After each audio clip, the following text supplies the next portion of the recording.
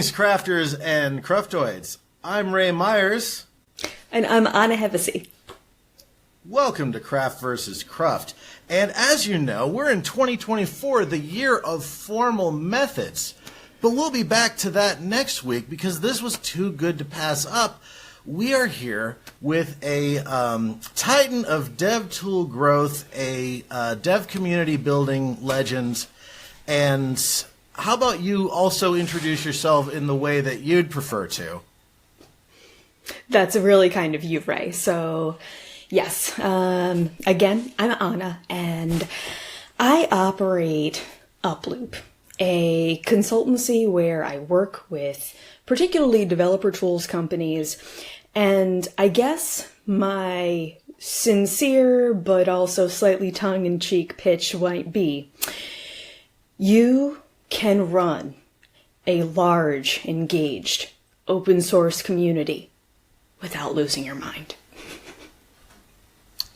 I'm skeptical but intrigued. I also thought this was going to end, but you can't hide. So, but you can't hide. You're right. I missed that part. One of the reasons it was so intriguing because of my personal dev journey and a lot of people's, I think would be excited to hear from you. Is among your tenures, you were a community manager at Stack Overflow, arguably the most important public dev community that has ever existed. Personally, I was a young devlet when the two of them were having their Stack Overflow podcast before the website existed, saying about how they were going to build it, about how they were going to make a question and answer site that actually works this time. Jeff Atwood and Spolsky. It was amazing, for a lot of reasons, but for me personally, it was the first example that I had of two really seasoned developers talking openly about their design decisions as they were building something. That's very much the sort of thing I came in here to put out there, is the real shop talk, not tutorials, not watered down, but also just this is the real guidance. This is we make pragmatic trade-offs. This is where the principles meet reality, and this is how we really navigate that. And so to see them put their knowledge out there was so influential to me when I was coming up. I hope to have that influence on a few other people. But then also they proceeded to launch the most important dev community of all time. You can decide how much of that, inside baseball you'd like to, talk about there. Obviously, you got a unique perspective. But I think you also, there's a really unique perspective I identified that, I wanted you to speak on as well, that I think anyone could apply to their lives, which is the community dynamics and how we treat each other as developers, how we treat especially newer developers. You have a unique perspective on this. So, where would you like to start? Well, I think one of the interesting things, and to your, kind of lovely jumping off point there, what you saw in the podcast, the Stack Overflow podcast from goodness, a long time ago. One of the first examples of people building a large, highly engaged internet community of that scale and building in public and building with their users. And as you are an example of, that is a truly powerful thing. And they did such an incredible job that Stack Overflow got to be what it is, what it became. And what gets to the really interesting subject you are taking us towards about devs of different experience levels and how they play off each other is that Jeff and Joel actually did such a great job that we begun to really experience what it is to be victims of our own success. And when you get to a large enough and engaged enough user base and community, particularly with a hyper-technical project and community, you're gonna start to have different constituencies made up of different kinds of technologists. These are folks who may be of, or in our case of Stack Overflow, were of really different generations, came into the industry via different means. For example, a lot of the folks who were mid-level, I would say, in their career, who were investing a lot of time in Stack Overflow early, they'd come up in an era where developers were the underdogs. And over the course of the platform and the company evolving, the tech industry grew a great deal. And what this meant was there were a lot more types of developers who, didn't necessarily have the experiences in those early days of being those marginalized people in the office. And we saw some amazing stuff in terms of how folks really wound up at odds. At odds. Part of what made Stack Overflow such an incredible success was there was very explicit definition of what it meant to make a good post, what it meant to ask a good question, what it meant to give a good answer. In contrast to so many of the platforms and communities that we kind of see spun up or stood up, there was such a well-defined approach to what it was we wanted in this space, because we wanted the greatest signal to noise ratio possible. We wanted a situation where people would land on a Stack Overflow result. Most of the time folks were coming in from Google. And we wanted, when you saw that link, to know that this was, if not something that answered your question exactly, was going to be close, was going to be in the zone. And that early calibration, thought leadership with the community meant that the platform's early adopters took this up in a big, big way. So, this is about definition of quality. When I was there, my era in Stack Overflow ran from 2013 to 2018. So, vast different phases. I got to see this community drive traffic to the point where Stack Overflow was an Alexa Top 50 website. And what that means is... question answer website, was an Alexa overall top 50 website. Like, I want to pause that. Like, maybe today that's not, like, an unusual statement to make, but, I mean, this was a bit of an upset. Just for anything in that category to be in that position alone. But go on. Yeah, that was absolutely a, byproduct of software eating the world in the way that, we all know it did. And what happens when a community-built website hits the Alexa Top 50, the range of different types of people who are now hitting this platform is so wide. And what I was driving towards was the way that this very specific definition of quality and the massive early adopter, early contributor alignment with what quality meant, that those folks who were most invested in the platform's early success felt a profound need to protect the space from the many people who were coming in from all over the world, asking questions at all different experience levels, sometimes really, really, really not hip to the definitions of quality and success. And this meant that many of these early adopters, and these were folks who, as volunteers, helped maintain the site, were instrumental to my team and our success. We worked together every single day.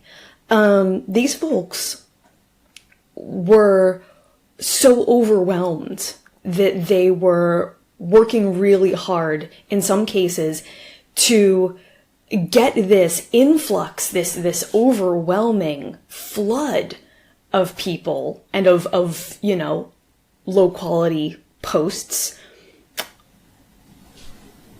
off the site, and working in many cases in their public responses to dissuade these kinds of questions in the first place. The people who were coming in from all over the world, who in many cases were maybe getting into the industry as boot camp grads or students, or gosh darn it, had just gotten their very, very first dev job, didn't quite know Java yet, and were running into one thing that looked wonky, and oh boy, if I don't solve this right now, I am really afraid I'm gonna get fired right this moment. These folks were generally not trying to do any harm, were generally doing the very best they could from the context that they were working from. And so what we had was a scenario where both the very experienced early adopter, volunteers, were doing the best they could. And this influx of new people we couldn't possibly keep up with were also doing the best they could. And eventually, these two groups really soured on each other. So that sounds. This is an incitement to a new narrative now that you set the stage. But I want to, before we clear that, go back to some things you said, because you've really harped onto, like, when we talk with a capital C about having constructed and cultivated a community, we are talking about some of the things that you've mentioned here, that it has a sense of purpose.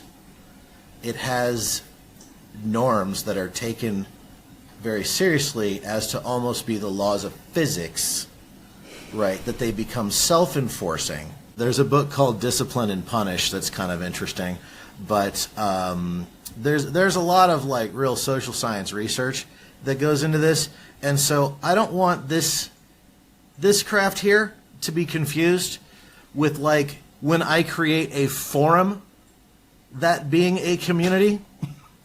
When I manage a Facebook group, I mean, maybe I've been, a part of one that I would dare call a community. Not of that level, but at least that has the same mechanics. It seems like a bold claim to someone who hasn't observed it and seen it, that you, as someone who was, in charge of one of the people, internally, like, trying to make that happen, that this, community had these norms and this idea of quality that not just the website, but, like, the members in it were actively protecting. I have 6 words to validate what you just said, because I know this to be true. I have 6 words. This should be the accepted answer. Now, oof. What is contained within that? That is a cliche.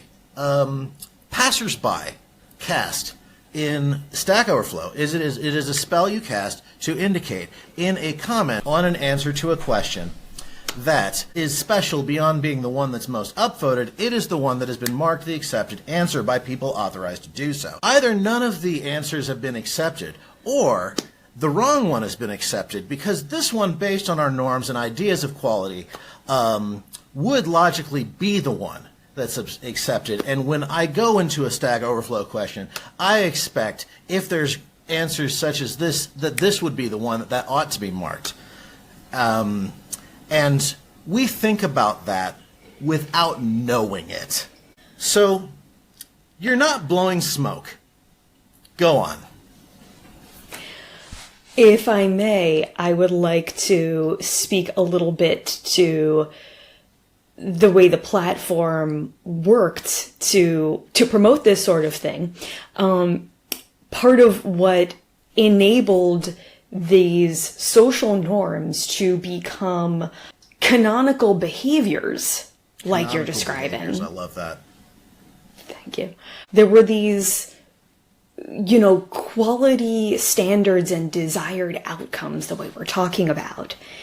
And then the gamification of the platform was constructed to support these outcomes.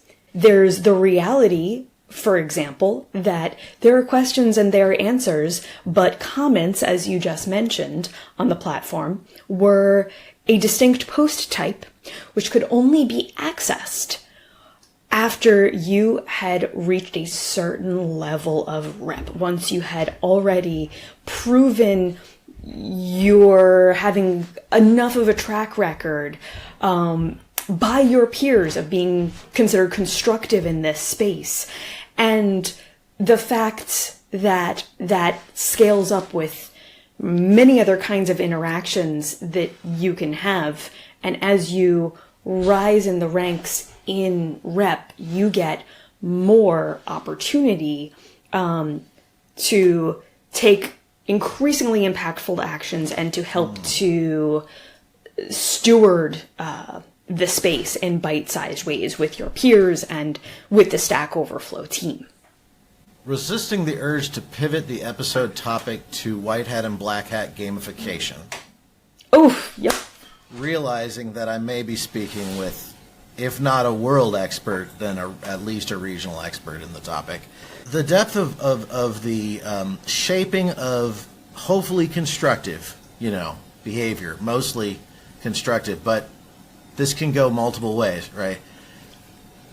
The level of control over influence, let's say, over people's motivation, and I could give you lots of examples where I feel I was influenced positively by this. It's not generally understood by people whose job it is to motivate people. In, say, their goal-directed corporation, we've got to, set up these things so the compensation works this way at some sort of distant feedback loop, with a predictability that is generally scoffed at by all the people affected by it. And you're creating all these really interesting things that people are generally on board with. Like, people are like, well, I'm okay with being influenced in this way because we have the purpose. This should be the accepted answer. Yes, we rally around this. With no financial incentives whatsoever, psychological signals. I don't have like an end game there. It's just like levels to this, and understand the applicability of this knowledge that exists, on how motivation works. That is just not applied in management. I mean, it's known. Deming and Goldratt have written about it and others, but by and large, not applied. Is mind-blowing to me, having seen what I've seen years later, about what was really going on. So, go ahead. It's true that Stack Overflow has been one of the greatest motivation machines of perhaps the history of the internet. And the success there of leveraging so much volunteer labor and enthusiasm really goes to show to me two things. First, it goes to show the extent of what can be done and of what can be built when you get enough people aligned enough on your goals. They may only agree on this one tiny piece of overlap of what they want, what their peers want, and what you yourself want from them. But if you can get clear on that one piece of how you all believe the world should be, and on a well-implemented, well-parameterized lever you can all use to push things just a tiny bit, you can have incredible scale of impact. Second, there are filtering mechanisms. For example, it would not have been possible for many of these people to contribute on the level that they did without these folks already mostly being gainfully employed, knowing how their car payment, rent, mortgage is going to get covered this month and next. And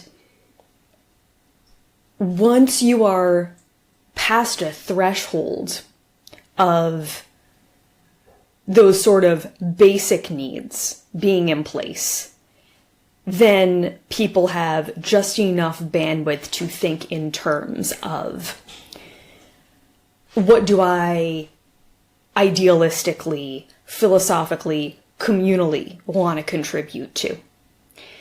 And it can be a matter of the love of the purpose itself being more impactful than even if they did get directly financially compensated. That really interestingly brings us back to the point, though, and I think what's significant is you're hitting on one of the major disparities in experience between the OG early adopters who were building and stewarding the site with us and were working desperately to maintain quality, sometimes without enough support from us as the parent company. And all of these new people flooding in,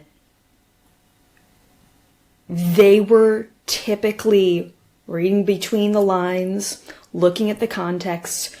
These new folks were much less economically certain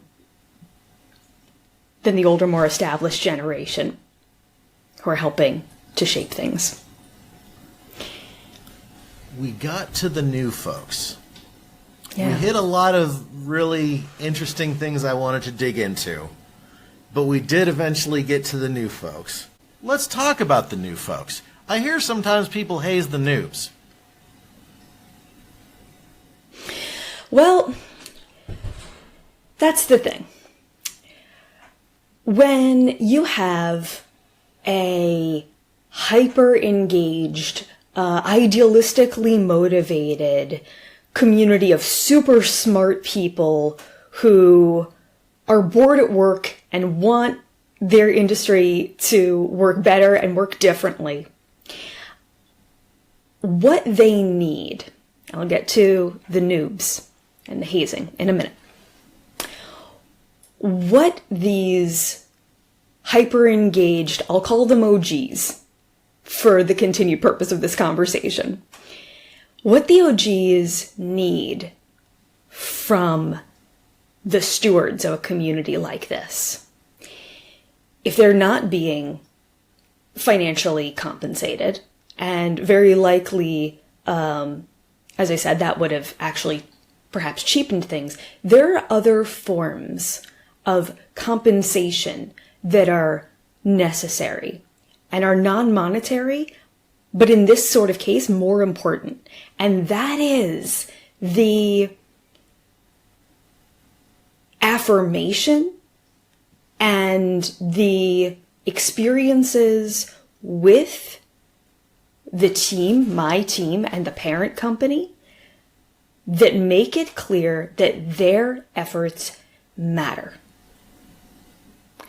And significant is that during my era within the company, there were fewer and fewer investments made in the community product, in the Q&A engine, in my team. And so the people who were the OGs and helping to maintain this platform and maintain our shared sense of quality were not getting what they needed from us in way too many cases. And so then what happens if there are a whole lot of noobs? And boy, are those the same bad questions over and over and over again.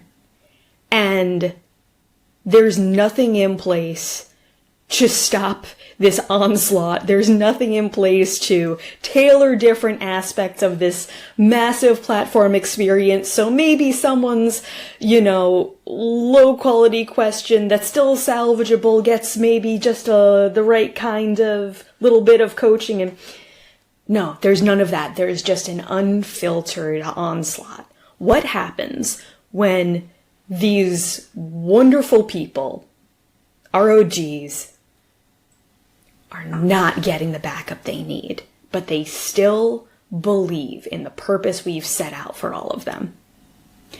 Well, they are going to use the strongest, clearest cudgel they have because we've left them with nothing more. They're going to be as mean as possible. Going to be as terse as possible. In some cases, they're going to be as degrading as possible. Because in part, they're overwhelmed. They want this place they love to be protected. And they know that in a space like this one, the nature of the posts might be made directed towards one other person, but there are many, many onlookers. So there are platform ripple effects. So they're doing everything they can to shift the social norms with the one tool we've left them with. So there can be a lot of hazing the noobs. This is adding depth even to my idea of hazing to the noobs, because, I probably would have said, people are self-important sometimes, and they put a lot of work in, and they that too. Just sure. It's human nature to just sort of feel like you get to use your status in certain ways on people. Like, it's tolerated, and so you fall into it without, unless you have a conscious effort to counter your social status, like in how you treat people. You'll often fall into it, but you're also adding other systemic effects here that are exacerbating it, right? Like that they needed a certain amount of social battery to do this in the healthier ways, and there was an onslaught, right? There was just so much of it to deal with that their patience ran thin, and they did the easier things because they didn't have time and patience and energy to do more. So that's interesting that you saw that shift, and I think this parallels in so many ways. This happens inside companies too, right? Like, you saw the public version of these dynamics. This is happening all of your worlds, right?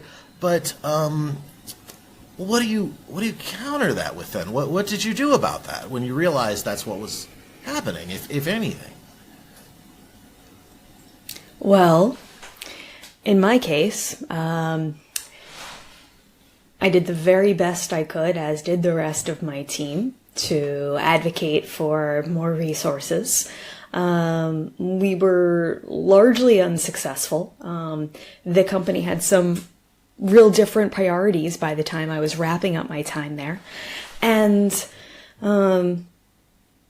eventually, it has led to more of a spooling out of the energy in the system of Stack Overflow.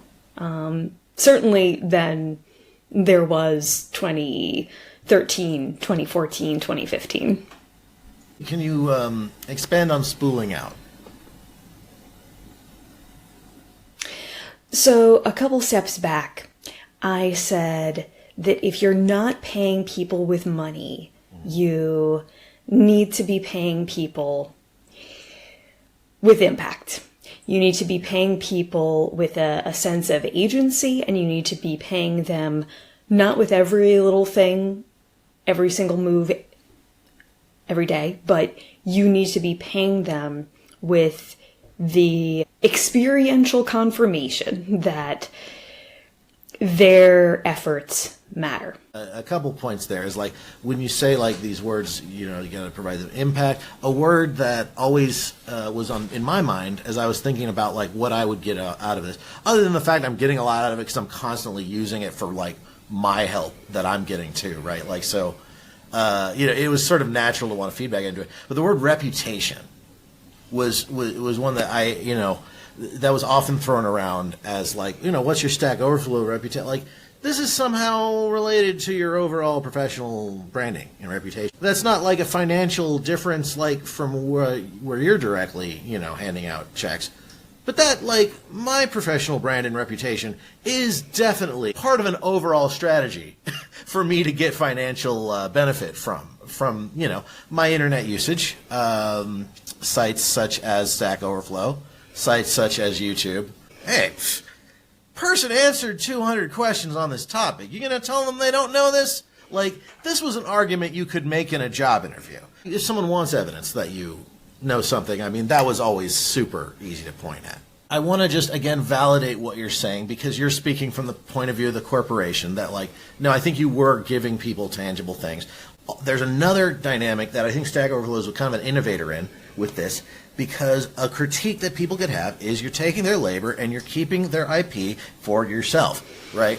This actually wasn't what Stack Overflow did, really, did it? I'm guessing you're referring to the Stack Overflow and Stack Exchange data dumps. Yes. That is a very important piece of what we were doing, and it wasn't a piece that I was super close to. It was something we were all very proud of, but I might not be the best authority to speak to that piece on. There are actually 2 points I want to track back to.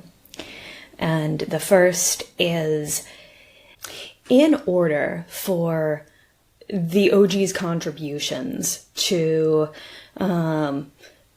be sustainable and ongoingly rewarding, we really needed folks to be encouraged and incentivized actually by the platform to do more coaching than we ever really specifically encouraged. And if we, as we'd gone on, in recognizing our incredible success, had said, hey, what do we need to do to our incentive systems to actually reward experienced people for less punitive and more mentoring behavior, I think we actually would have seen an easing and a quelling of much of the discomfort and much of the hostility that developed between these two groups, and which the platform frequently became known for. So that was number one, thread number one, right? And proceed with thread number two after this one thing. I would like everyone watching to repeat the segment she just said. How do we reward people for being mentors? All right. Continue. Yeah. There's, in terms of hazing the noobs more generally, in the rest of the industry, taking this example as a microcosm of, technical social dynamics in general. I have a working theory, which I bet folks, for example, Dr. Kat Hicks and the crew at the Dev Success Lab, I bet they could, support or deny or validate this premise. But we're trying to get Dr. Hicks on the channel too. Maybe I think she talks a lot of great sense.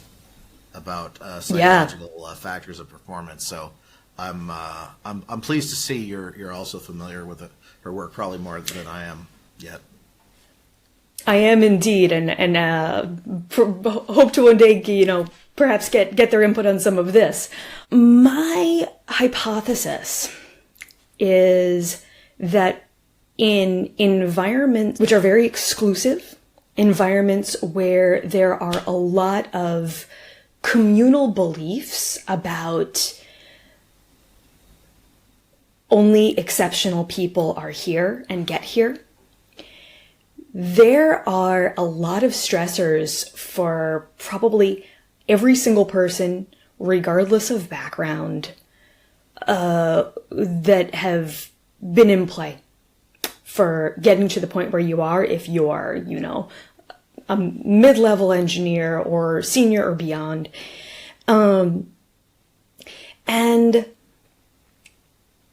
I think that if you are mid to senior to staff, etc., there may be a real, when you encounter someone who is earlier in their journey and who knows less than you do and is more vulnerable because of it, I think that it may be, in some cases, extremely uncomfortable to identify backwards and see the earlier version of yourself in this other person who just has less facilities than you do in this arena of life.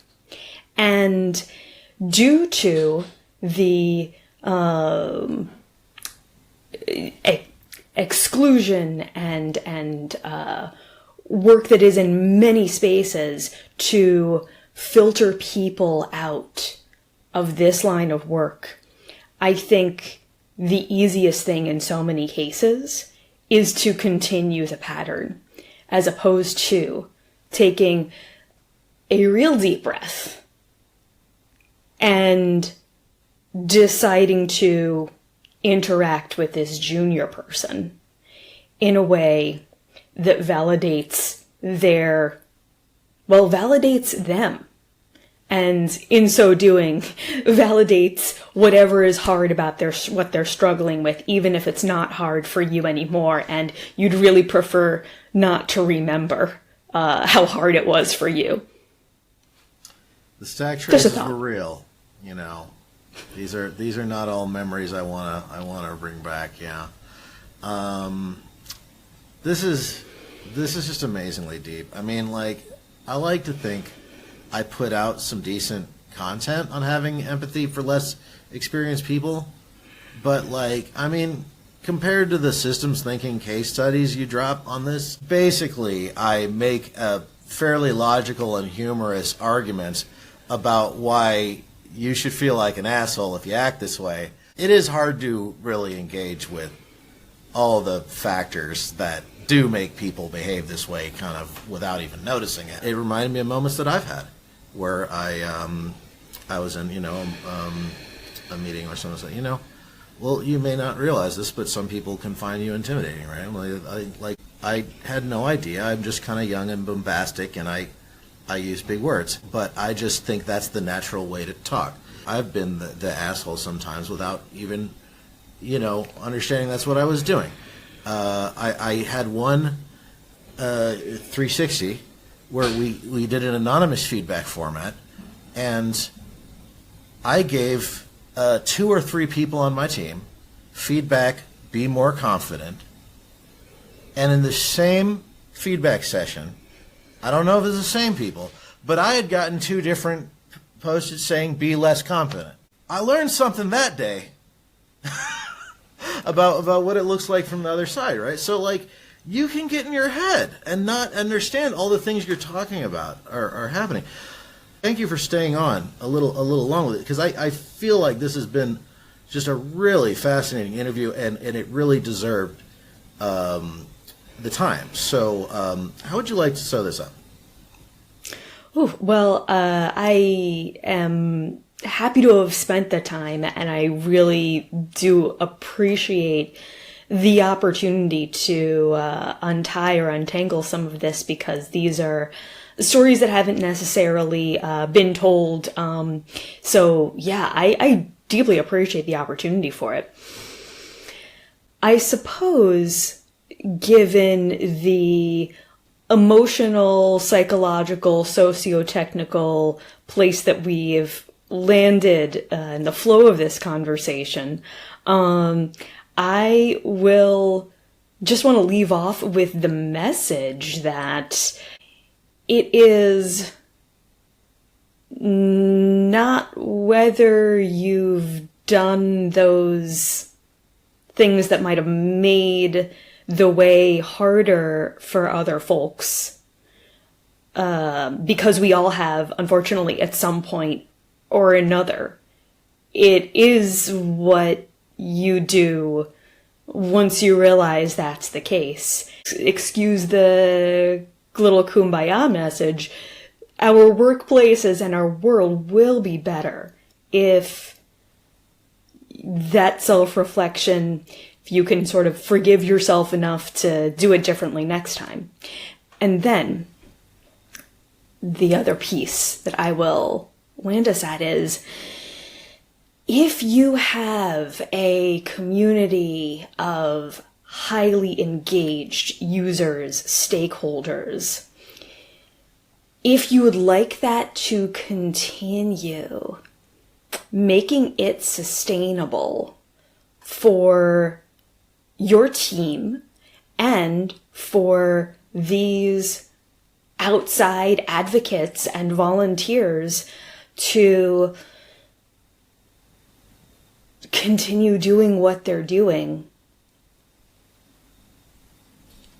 your success is going to hinge on it. And over the long term, it's going to be really important that you're a responsible steward of people's time and energy and effort.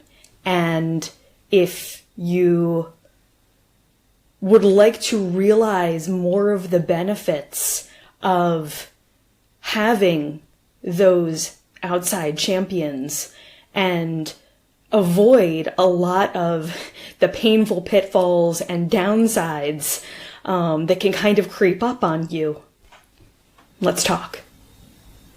Excellent. That should be the accepted answer. And as Lao Tzu said in the Tao Te Ching, with patience, the most tangled cord may be undone. Thank you.